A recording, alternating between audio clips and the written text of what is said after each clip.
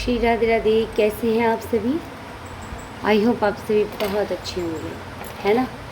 तो आप लोगों की रिक्वेस्ट पे शिव कथा लेकर आई हूँ, शिव पुराण की। तो चलिए हर हर महादेव को याद करते हुए आज शिव पुराण में से एक कथा आज सुनते हैं।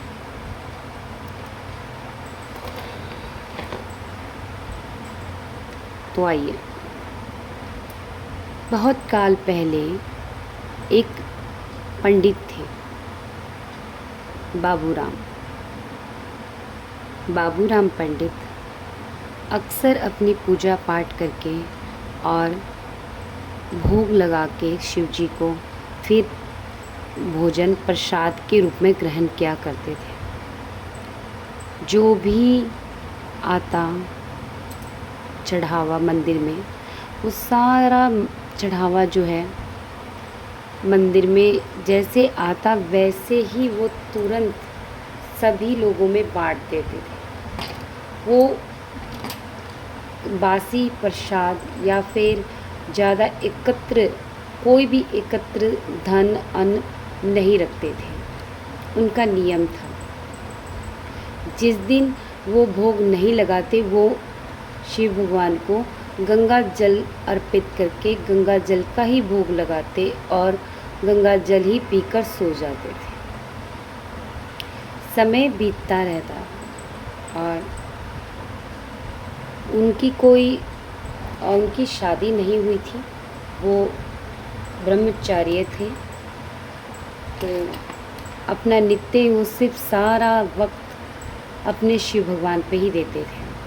मंदिर की साफ सफाई, मंदिर का ये काम, मंदिर का वो काम, शिव जी के आसपास तरह तरह के प्रसाद चढ़ाए हुए को हटाना, फिर दोबारा उनको सुशोभित करना, भस्म लगाना। तो इनका ये पूरा दिन से सुबह से लेकर रात तक सोने तक का यही एक काम था। जो भी गांव के लोग दे देते थे वही उसी का भोजन बना के प्रभु को भोग लगा के और प्रसाद पा लिया करते थे। एक भोर जैसे ही वो उठे स्नान करने के लिए नदी की तरफ जा रहे थे, तो उन्होंने देखा कि उनके मंदिर के बाहर कोई शिशु की रोने की आवाज़ आ रही है। रो रो के बिलबिला के उस शिशु के गला भी सूख गया था। बहुत छोटा सा बेबी था। पंडित जी ने चारों तरफ देखा पर वहाँ पे कोई भी नहीं था। फिर पंडित उस बच्चे को गोद में उठा के बाबूलाल आसपास के गांव में बहुत पूछा, पर किसी ने ना तो ये कहा कि हम उस बालक को जानते हैं और ना किसी ने ये कहा कि आप हमें दे दो, हम ही पाल लें। बाबूराम समझ गया, ज़रूर कोई माँ निजी कारण की वजह से इस बच्चे को अपना नहीं पाई और वो मंदिर को अर्पण कर गई। अब बाबूलाल को कुछ समझ नहीं आया। फिर उन्होंने शिव भगवान का प्रसाद समझ के उस बालक का लालन पालन पोषण करने लगे। धीरे धीरे समय ऐसे कटा, उस बालक का नाम शिरोमणि रखा। अब शिरोमणि यहाँ आ जाओ, शिरोमणि वहाँ आ जाओ, मानो शिरोमणि के लेकर वो शिव भगवान को पुकार रहे हैं। अब शिरोमणि को भी छोटे मोटे मंदिरों का काम बताते हुए पंडित जी उनको अपने संग ही रखते। शिव भगवान के मंदिरों की साफ सफाई से लेकर पूजा अर्चना और शास्त्रों का ज्ञान और कर्म कांड का ज्ञान देना भी आरंभ कर दिया था। कुछ समय बीता, बड़ा हुआ शिरोमणि और बाबूलाल ने सारा ज्ञान देते हुए मंदिर के अब पूजा पाठ और नित्य भोग का भी काम सौंप दिया। वृद्ध हो चले थे और उनको पता ही ना चला कि समय इतनी जल्दी कट गया। और अंततः एक वक्त आया जब बाबूलाल ने अपना शरीर त्याग दिया, या यूँ कहो आप कि उनकी इस धरती पे आखिरी जीवन लीला उनके समय की समाप्त हो गई। शिरोमणि बहुत टूट पड़ा, क्योंकि उसका कोई था नहीं सिवाय बाबूलाल जी के। बाबूलाल जी के अलावा उसके जीवन में कोई नहीं था। अब अंततः उनका अगर कोई था तो सिर्फ एक शिव, भोलेनाथ जी। अपने अकेला महसूस करते हुए शिरोमणि ने अपने बाबू लाल जी का अंतिम संस्कार किया और एक गहरी सांस लेते हुए अंतर मन में एक ही पाठ दोहरा रहा था, क्योंकि शास्त्रों का ज्ञान था कि ये धरती पे जो आया है वो तो जाएगा ही। फिर उसके बाद उसने अगले पहर से फिर अपना जो उनके बाबू राव जी जो काम नित्य किया करते थे, उन्होंने पुनः शिरोमणि ने संभाल लिया और वो काम नित्य शुरू किया। एक दिन विचार आया कि वो क्या दिन थे। मैं और बाबूलाल जी कितने दिनों तक हमने सिर्फ गंगा जल ही पी के हमने दिन काटे, क्योंकि जब कभी अन्न कहीं से नहीं मिलता और तो वो गंगा जल का ही अर्पण करके भोले बाबा को, और जो अर्पण करते थे वही उन्हीं का वो भोग करते थे, वो भी प्रसाद के रूप में। यानी कि आप ये कह सकते हो वो बिना भोग लगाए, शिव जी को भोग लगाए नहीं खाना खाते थे, और जिस चीज़ का भोग लगाते थे उसी चीज़ का वो पान करते थे। बाबूलाल जी का 3 नित्य क्रम था। एक, मंदिर का आया हुआ कोई भी चीज़ संग्रह नहीं करेंगे, यानी कि एकत्र करके इकट्ठा करके उसको रखेंगे नहीं। अगर मंदिर में जो कुछ भी दान पेटी में आया, फल फ्रूट धन संपत्ति जो भी आया, उसे जो उनके दिन के हिसाब से उनकी पूर्ति होती थी वही निकालते थे, बाकी सब लोगों में बांट देते थे। दूसरा, अपने प्रभु शिव जी को भोग लगा के ही वो भोजन अर्पण किया करते थे। और तीसरा, प्रभु के भजन कीर्तन के अलावा दूसरा उनके पास कोई कार्य नहीं था। शिव भक्त, ये 3 नियम शिरोमणि ने भी ठान लिया, लेकिन बाबा जी का ये 3 नियम कभी नहीं तोड़ूंगा, जैसे बाबा ने सिखाया है वही करूंगा। और भोलेनाथ जी से अपनी हर व्यथा, हर जो भी उसके दिन में दिनचर्या होती, वो अपने शिव जी को भजन कीर्तन के द्वारा अपनी बातें वो कह डालता था। ऐसे ही समय बीता तो देखो, प्रभु जी तो हमारे भोले भंडारी हो, चाहे हमारे नारायण हो, चाहे अन्य देवी देवता, हमेशा भक्तों की एक बार परीक्षा जरूर लेते हैं। तो उस काल में, उस समय बहुत भारी वर्षा हुई, इतनी वर्षा हुई, पूरे जगह जगह आसपास के सभी गांव डूब गए, और यहाँ तक कि साधन आने जाने का भी एक दूसरे के साथ कनेक्शन भी मतलब कट गया रास्ता। जगह जगह पहाड़ जो है गिरने लगे, भूस्खलन हो गया, धरती खिसकने लग गई, मानो प्रलय आ गया।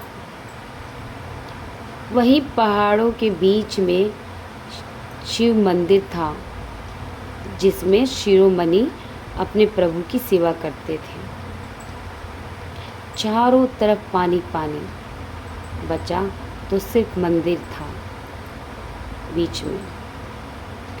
गांव में एक अकाल सा आ गया था। जो भी लोगों के पास बचा था वही भोजन वो बनाते और खाते, वो दूर दराज। अब शिरोमणि के पास जितना, वो तो कभी इकट्ठा करता नहीं था, क्योंकि जमा नहीं कर सकता था, एकत्र नहीं कर सकता था। 1 सप्ताह हो गया, यानी कि 7 दिन हो गए। बराबर वो गंगा जल का ही भोग लगाते और गंगा जल ही पी के सो जाते। तो मेरे प्यारे सोल फैमिली, जब परीक्षा है ली है प्रभु ने, तो शक्ति भी तो प्रभु ही देते हैं ना, और वो अवश्य अपने भक्तों की रक्षा भी करते हैं। प्रभु को ये देख इतना अत्यंत प्रसन्न हुए प्रभु कि उनसे अब रहा नहीं गया। 10वें ही दिन उन्होंने मुखिया के बेटे का रूप धारण किया और टोकरी में, हमारे भोलेनाथ जी ने टोकरी में सारा अन्न रखकर उस भक्त के पास गए और बोले, ओ शिरोमणि, शिरोमणि जी, शिरोमणि जी कहाँ हैं आप? अब लड़खड़ाते, क्योंकि देखो 10 दिन हो गए थे भूखे प्यासे। थोड़ा लड़खड़ाते, हिम्मत रखते बाहर आए शिरोमणि और बोले, कौन है भाई? जब बाहर देखा तो मुखिया के बेटे थे, तो बोले, अच्छा अच्छा, आइए आइए, कैसे हैं आप, कैसे हैं मुखिया जी? ऐसे बोला तो बोले, शिरोमणि जी हम सब ठीक हैं। ये लीजिए, मुखिया जी ने प्रभु के भोग के लिए ये कुछ अन्न दिए हैं और कृपा करके इसे बनाइए और प्रभु का भोग लगाइए और आप भी भोग प्रसाद को ग्रहण कीजिए। जब तक गांव में सब परिस्थिति सुधार नहीं हो जाता, तब तक मुखिया जी ने मुझे ये काम सौंपा है आपके लिए। तो शिरोमणि ने कहा, बड़ी कृपा है, सब भोलेनाथ की माया है, ठीक है। तो उन्होंने खुशी खुशी मुखिया के बेटे से वो अन्न लिया और प्रभु के लिए भोग बनाया और वो भोग प्रभु को लगाया और प्रसाद उन्होंने ग्रहण किया। जब प्रसाद ग्रहण किया तो मानो कि उसको अनुभव हो रहा था कि पता नहीं क्या मिल गया। फिर भी प्रभु को धन्यवाद करते हुए अब शिरोमणि जो है प्रतिदिन मुखिया के बेटे के हाथ से अन्न लेके प्रभु को भोग लगाते और खाते, क्योंकि वो इतना ही लेते थे जो एक ही दिन में उनका पूर्ति हो जाए। दूसरे दिन का एकत्र करना सामान नहीं था, उनका नियम ही टूट जाता ना, इसलिए। कई दिन हो गए थे, अब उनको एक बात खल रही थी, तो उन्होंने ठान लिया कि कल ये बात मैं अवश्य ही कहूँगा मुखिया के पुत्र को। मुखिया के पुत्र जब आए और उन्होंने जब अन्न की टोकरी दी, तब शिरोमणि ने कहा कि सुनो, बहुत विचित्र बात है। मुखिया जी प्रभु के प्रसाद पाने के लिए आते ही नहीं हैं। इतने दिन हो गए हैं आपके हाथों से अन्न लेते हुए। कृपया मुखिया जी को जाकर कहिएगा कि वो अगर अन्न आगे से देना चाहते हैं, अगर वो आगे से चाहते हैं कि मैं उन्हीं के अन्न का भोग लगाऊं प्रभु को और मैं प्रसाद पाऊं, तो उनको आकर यहाँ प्रभु जी के दरबार में एक ही बार सही लेकिन आकर प्रसाद पाना होगा, अन्यथा मैं नहीं लूँगा। मुझे अच्छा नहीं लगता कि वो स्वयं प्रभु के दर्शन को भी ना आए, पूजा पाठ भी ना करें और उन्हीं के हाथों का मैं रोज़ भोग प्रभु का लगाता हूँ। अब ये सुन के भाई प्रभु भी अचंभित हो गए। फिर प्रभु मंद मंद मुस्काए भोलेनाथ जी ने और उन्होंने कहा, जानता हूँ ये भी मेरे भक्त का ही नियम है कि जिनसे ले कम से कम वो प्रभु के दरबार तो आए। फिर उन्होंने कहा, शिरोमणि जी आप बिल्कुल भी परेशान ना हो, प्रभु की भक्ति मुखिया जी बहुत अच्छे तरीके से करते हैं, उनका भी रोज़ का नित्य कर्म है, बस थोड़ा सा बिजी रहते हैं, यानी कि व्यस्त रहते हैं कामों में और जगह जगह पानी होने की वजह से घर से ना निकलने का उनका समय ही नहीं मिलता, इसीलिए मुझे लगा दिया है। शिरोमणि ने कहा, चाहे कुछ भी हो एक बार तो उन्हें आना ही होगा, आप दिन बताएं तभी आगे से मैं लूँगा, नहीं तो नहीं लूँगा, ये भी मैंने वचन ही भर लिया है। प्रभु मुस्काए और बोले, ठीक है मैं मुखिया जी को कह दूँगा जाके। अगले दिन बिल्कुल सुबह सुबह ही आ गए प्रभु जी। भोले बाबा जी हमारे उस मुखिया के बेटे का रूप धारण किया और सुबह सुबह आ गए। शिरोमणि को आवाज़ लगाया, शिरोमणि, ओ शिरोमणि जी बाहर आइए जल्दी से। जब शिरोमणि बाहर आए तो उन्होंने कहा, आज इतने सवेरे सवेरे कैसे आ गए आप? तो बोले कि हाँ हाँ शिरोमणि जी, मुझे आज कहीं बाहर जाना है, बहुत काम है मुझे, आप कृपा करके मुझे बता दें कि मुखिया जी को किस समय आना है। मुखिया जी आने को तैयार हैं। तो उन्होंने कहा, ठीक है। उन्होंने इतना समय बता दिया कि भी इतने समय में प्रसाद बन जाएगा, तो उस समय भेज दीजिएगा। अब शिरोमणि भोग में लग गए बनाने के लिए। उन्होंने खीर बनाया क्योंकि टोकरी भरी हुई थी और बहुत अच्छे अच्छे प्रकार बनाने के सामान थे, तो उन्होंने बहुत ही सुंदर खीर बनाया, पूरी बनाई, कचौड़ियाँ बनाई और आलू की सब्जी बनाई भंडारे की जैसी।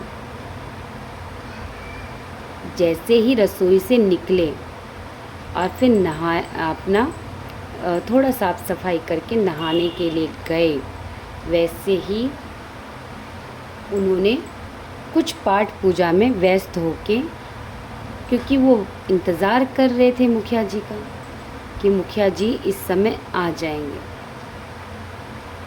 अब उधर देखो कैलाश पर्वत पे क्या हो रहा है। प्रभु जी ने भेष बनाया मुखिया जी का और जल्दी जल्दी अच्छे अच्छे तरीके से तैयार हो रहे। अब ये सारा खेल जो है माँ पार्वती जी देख रही थी। माँ पार्वती ने पूछ ही लिया, आज कहाँ जा रही हैं प्रभु, कहाँ की तैयारी है बन ठन के? तो प्रभु ने कहा, देवी आपसे भला क्या छिप सकता है? तो माता मुस्काई और बोली, क्या हमें नहीं ले चलेंगे? तो प्रभु बोले, तो देर किस लिए, रूप धारण कीजिए मुखिया जी की पत्नी का और चलिए।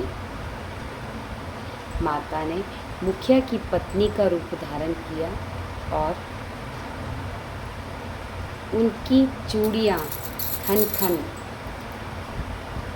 माता की साड़ी का जो रंग था वो लाल लपट इतना सुंदर लग रहा था, और पायों की पजेब छन छन।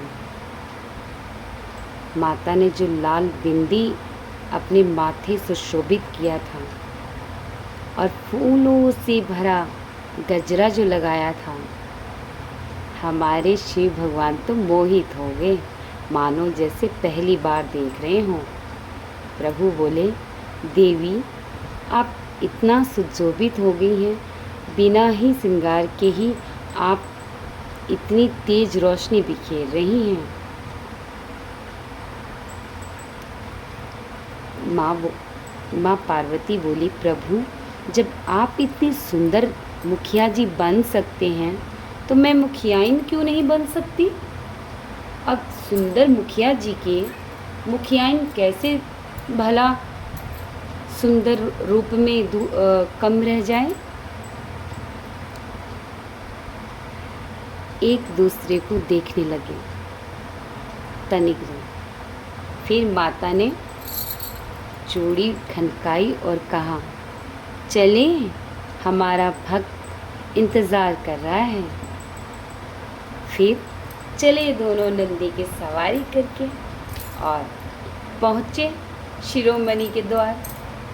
शिरोमणि, शिरोमणि जी पुकारते हुए फिर शिरोमणि बाहर आए और कहा कि आप दोनों एक साथ, ये तो बहुत अति सुंदर। आप यहाँ विराजमान हुई, मैं फटाफट बिना देर किए प्रभु को भोग लगा के अभी आपका पत्तल तैयार करता हूँ। अब भोले बाबा जी को तो खुशबू आ रही थी बड़ी सुगंधित। उन्होंने कहा, शिरोमणि जी ज़रा जल्दी कीजिए, मुझे तो बहुत भूख लगी है, कहीं ऐसा ना हो कि मैं झट रसोई में बढ़ जाऊं। तो शिरोमणि ने कहा, नहीं नहीं, ऐसा पाप ना करें आप, अनर्थ हो जाएगा। बिना प्रभु की भोग लगाए भला मैं आपको प्रसाद कैसे दे सकता हूँ? आप तो बच्चों वाली बात कर रहे हैं। आप बैठिए, मैं प्रभु को भोग लगा के आता हूँ, पुनः फिर मैं आपको भोजन कराता हूँ। अब प्रभु बोले कि ठीक है, जाइए जाइए, जल्दी जाइए। अब माता मुस्कुरा रही थी ये सब देखकर। फिर प्रभु चुपके चुपके, उनसे रहा नहीं गया। प्रभु हमारे भोलेनाथ जी भी कम नहीं हैं, उनको खीर बहुत पसंद है। वो चुपके चुपके गए रसोई में। जब तक शिरोमणि प्रभु को भोग लगा रहे थे, घंटी बजा रहे थे और धूप अगरबत्ती दिखा रहे थे, इतने प्रभु पहुंच गए रसोई में। और जैसे ही पतीले का ढक्कन हटाया तो देखा खीर। उन्होंने पट चम्मच लिया और खीर का ग्रहण किया। तो ये क्या, खीर में चीनी की जगह नमक? अरे बाप रे! प्रभु बोले कि अरे ये क्या हो गया, चीनी की जगह नमक? चलो छोड़ो, कचौड़ियाँ दिख रही हैं, चलो कचौड़ियाँ खाई जाए। जब कचौड़ी खाने लगे तो उनके दांतों से टूटे ही ना, ये कचौड़ी है या फिर पत्थर। भूख के मारे आज पता नहीं क्यों मेरा बुरा हाल हो रहा है। बोले कि चलो कचौड़ी भी छोड़ते हैं, पूरी देखते हैं, पूरी में सुगंध आ रही है, पूरी तो सही होगी।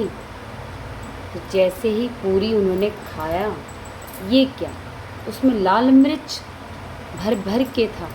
अब तो जल गया भाई, भोलेनाथ जी का मुंह तो जल गया।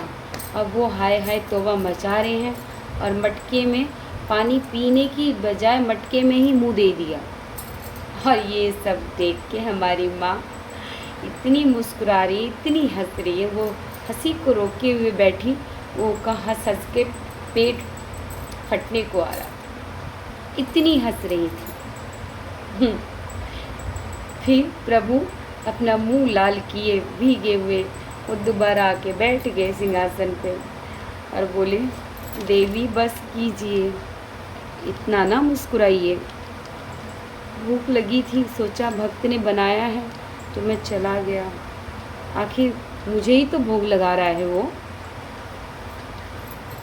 माता हंस हंस के उनसे तो कुछ कहा ही नहीं जा रहा था। फिर उसके बाद शिरोमणि जी आए और शिरोमणि ने कहा, मुखिया जी अब आप बिल्कुल भी ना घबराएं, भोग लग गया है, अभी प्रसाद देता हूँ। अब उन्होंने पत्तल जचाया और कहा, आप दोनों जब ग्रहण कर लेंगे तभी मैं ग्रहण कर पाऊँगा, आप शुरू कीजिए। अब प्रभु को भूख लगी थी, पर ये क्या, प्रभु को वो टेस्ट याद था कि भाई चीनी की जगह इस खीर में नमक है, अब कैसे खाया जाए।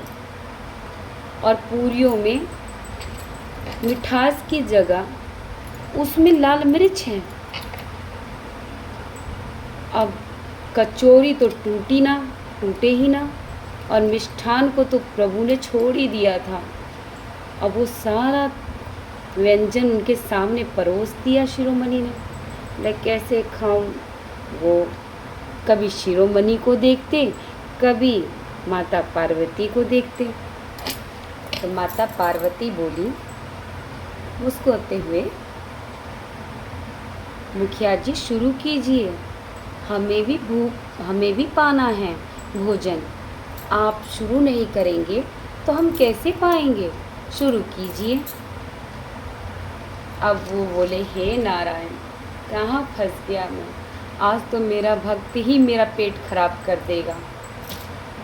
बोले कि चलो भक्त के लिए तो ये करना ही पड़ेगा। उन्होंने कहा, शिरोमणि जी लाइए, दीजिए। फिर उन्होंने उठाया खीर का कटोरा और बड़े ही कष्टदायी असहाय समझ के वो खीर का कटोरा उठाया और उन्होंने जैसे ही पीना स्टार्ट किया, प्रभु का तो वो आनंद आया कि वो तीनों के तीनों ही 3 खीर कटोरी खा गए, फटाफट पूरी भी खा गए और फटाफट कचौरी भी खा गए, मिठाई भी खा गए। उसके बाद शिरोमणि माता पार्वती और शिव जी दोनों को खिला रहे हैं, मुखिया जी को जो रूप में थे। अब होना क्या है, जब प्रभु खाए जा रहे थे तब प्रभु ने पेट टकार करते हुए कहा, शिरोमणि अब आप भी अपना पत्तल ले आए और आप भी ग्रहण कीजिए। तो शिरोमणि ने कहा, क्षमा कीजिए, आप लोगों ने भोजन कर लिया वही बहुत है, अब खीर तो बची नहीं है, पूरी सब्जी बची है, वो मैं ग्रहण कर लूँगा। तो प्रभु बोले कि नहीं बची होगी, आप जाइए लेकर आइए। लेकिन नहीं बची, आपको इतनी भूख थी, आपने ही सारी खा ली, कोई बात नहीं। तो माता पार्वती ने बोली, शिरोमणि आप जाइए, देखिए तो सही, क्या पता थोड़ा बहुत आपके लिए भी बचा हो प्रसाद। तब शिरोमणि गया और उसने देखा तो पतीला खीर से भरा हुआ था। फिर शिरोमणि ने जैसे ही अपने लिए परोसा और एक निवाला उसने अपने मुंह में डाला, उसको तो वही एक निवाले से ही अनंत पूरा ब्रह्मांड उसको उस मंदिर में दिख रहा था। और उनके सामने हमारे भोलेनाथ जी और माँ पार्वती बैठे हुए दिख रहे थे, मुखिया और मुखिया के पत्नी के रूप में। अब जैसे ही देखा तो छूटा उसके मुख से निवाला और रोते मतलब बिलबिलाते हुए उन्होंने तो उनके दोनों के चरणों को पकड़ा और उनको बारंबार नमन किया।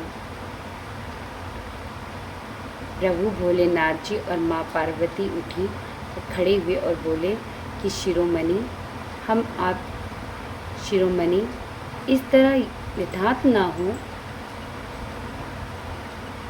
भोलेनाथ जी ने कहा, तुम्हारी निष्ठा, नियम और भक्ति इतनी प्रबल है कि हम रोक ना पाए। आपके पास आए हुए हम रोक ही नहीं पाए अपने आप को।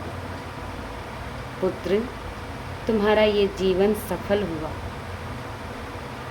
जब तुम इस जीवन को त्यागोगे उसके बाद तुम शिवलोक को प्राप्त होंगे। उसने कहा, प्रभु मैं धन्य हुआ जो आप मेरी भक्ति, तुच्छ भक्ति जिसे मैं भक्ति मानता भी नहीं, उससे आप प्रसन्न हो। फिर शिरोमणि जी को जो है आशीर्वाद देकर प्रभु अंतर्ध्यान हो गए माता के साथ। फिर माता और प्रभु भोलेनाथ जी जब कैलाश पुनः आए तो प्रभु बोले कि मुझे समझ नहीं आया, जब मैं रसोई में गया था देवी, वहाँ खीर में तो इतनी नमक थी, पूरी में मिर्च था और कचौड़ी मानो पत्थर था, और जब शिरोमणि ने हमें परोसा तब कैसे बदल गया। माता पार्वती मुस्काई और बोली, आप तो अंतर्यामी हैं प्रभु, आप फिर भी मेरे मुख से सुनना चाहते हैं तो वो आपका आभार है। बोली, प्रभु वो इसलिए हुआ क्योंकि शिरोमणि का पक्का नियम नहीं टूटना था और आप बिना भोग लगाए शिरोमणि के भोलेनाथ जी के प्रसाद को चख रहे थे, तो वो कैसे भला आपको स्वादिष्ट लगता, वो नियम कैसे टूटता भला।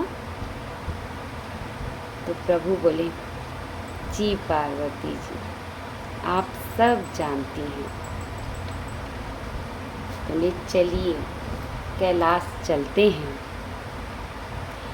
तो मेरे प्यारे प्यारे भक्तों, आप लोगों से यही मेरी विनती है, यदि आप किसी कठिन परिस्थिति में अगर फंस जाते हो तो अपने ईश्वर का हाथ ना छोड़ें।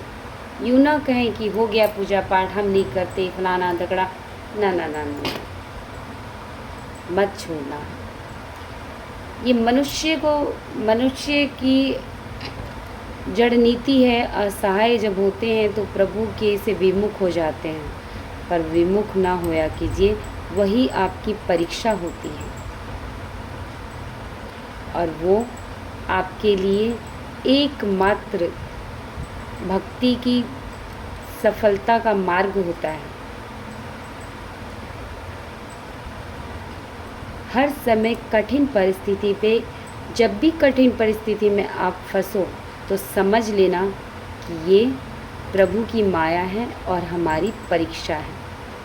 और उस समय जिनको भी मानते हो उनका ही ध्यान करके कहना, प्रभु सब तेरी माया है, मैं तेरी परीक्षा पास नहीं कर सकता प्रभु, अगर कराएगा तो वो आप ही कराएंगे। ऐसा कह के उनको ध्यान में रखें, सब ठीक होगा। तो इसी के साथ आज की शिव पुराण की ये एक कथा पूर्ण हुई। फिर लेकर आऊँगी, और यदि आपने सच में ये कथा जो है ग्रहण किया है तो लाइक में ज़रूर लाइक कीजिएगा और कमेंट में हर हर महादेव शिव गौरी शंकराय अवश्य लिखिएगा। अगर आप थोड़ी बहुत भी भक्ति नहीं रखते और सोचते हैं कि ये ढकोसले हैं, तो मैं आपसे हाथ जोड़ के विनती करती हूँ, आप अपना ज़रूरी काम निपटाइएगा, इस वीडियो को नहीं देखिएगा। श्री राधे राधे।